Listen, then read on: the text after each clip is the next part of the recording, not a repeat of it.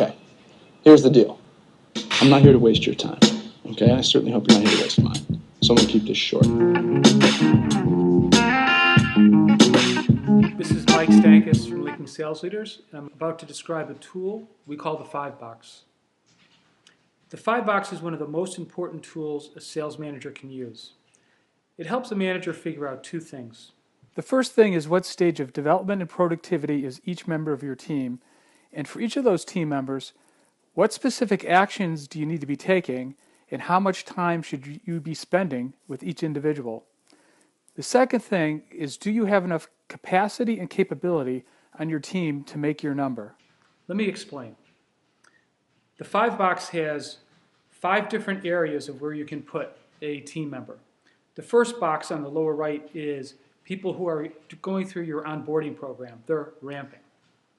The box right above that is for people who have gone through your onboarding, are out in the field doing their job, owning a quota, but they are not yet productive. By productive, we mean they have to be delivering at least 70% of their quota. The upper right-hand box is for your core performers. These are for people who typically deliver between 70 and 90% of their number each quarter or time period. The upper left-hand corner is where you put your top performers. These are the people who consistently overachieve their quotas, 100% or better, period after period.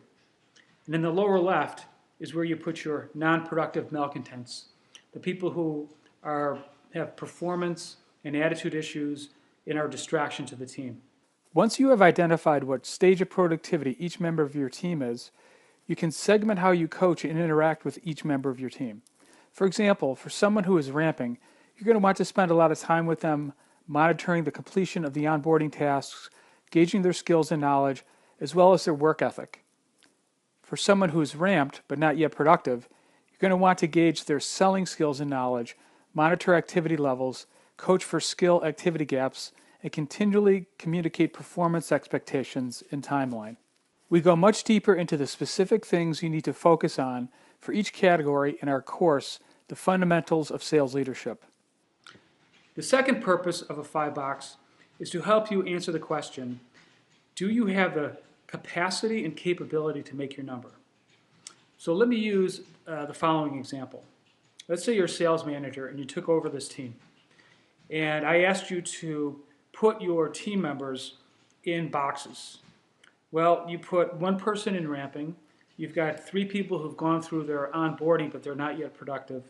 You've got 3 core performers, and you've got 1 person in the malcontent box.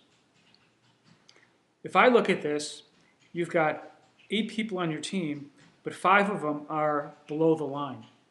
This tells me that this manager has basically 0 shot to make their number this particular quarter. I would encourage you to do this exercise for your team as it exists today.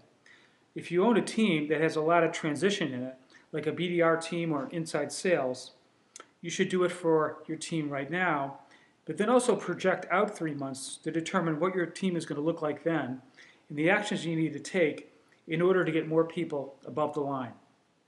You don't want to wake up one day and realize you don't have enough people or capability to make your number.